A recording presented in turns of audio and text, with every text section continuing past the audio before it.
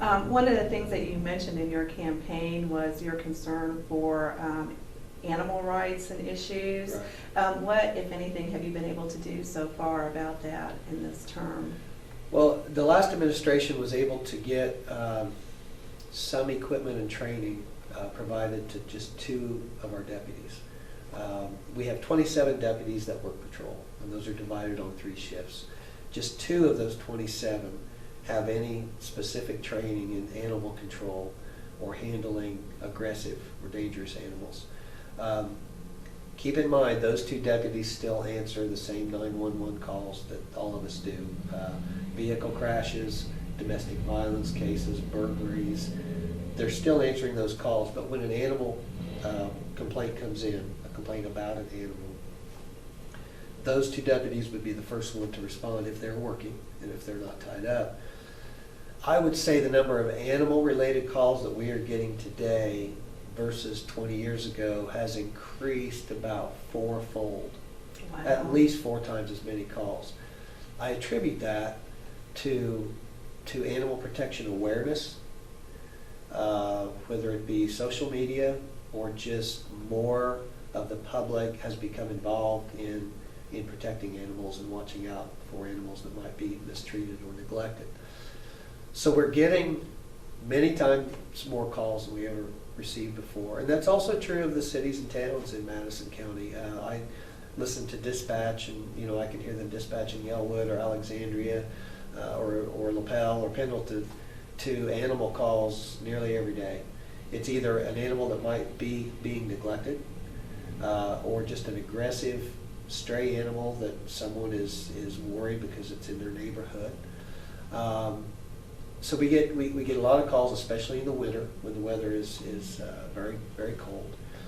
And we do our best to handle those complaints as they come in. We don't make everybody happy. And we don't get to all the calls, quite frankly.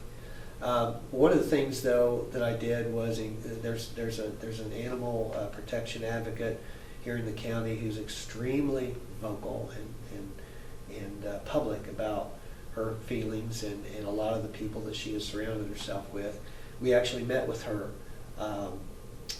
Larry Crenshaw, the Anderson Chief of Police, and I met with her a few weeks ago to just start the dialogue regarding my vision of creating a county-wide animal protection task force or commission.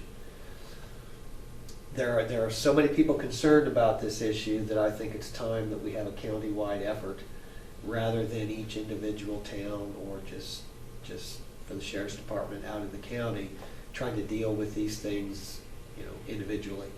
What I hope is that there are enough advocates out there for animal protection that we can develop a list of volunteers who can actually be trained and respond to the non-dangerous animal calls that we get. There seems to be some support for this from a couple of the local animal protection advocates we've talked to.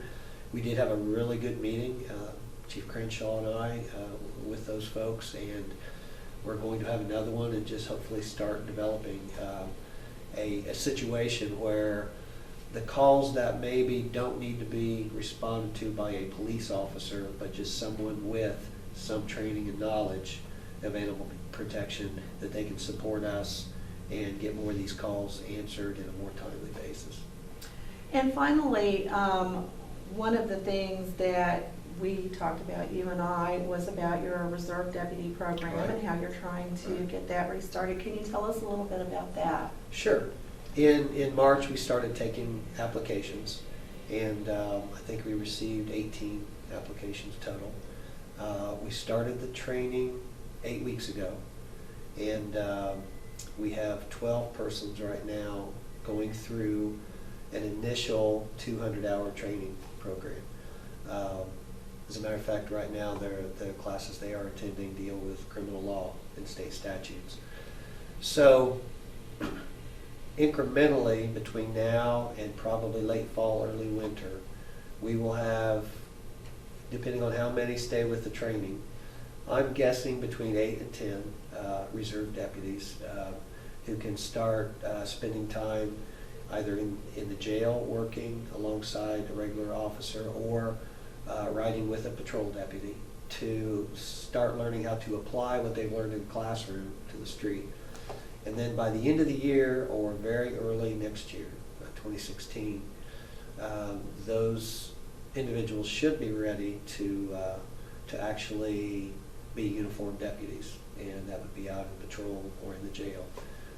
Looking forward to that. Currently, when I took over January 1st, we only had 2 reserve deputies on staff. They're both still working very hard, but I know they're looking forward to getting some help. But if we can get 8 or 9 additional reserve deputies out by the first of the year, we will be in much better shape to have a complementary force to our regular workforce.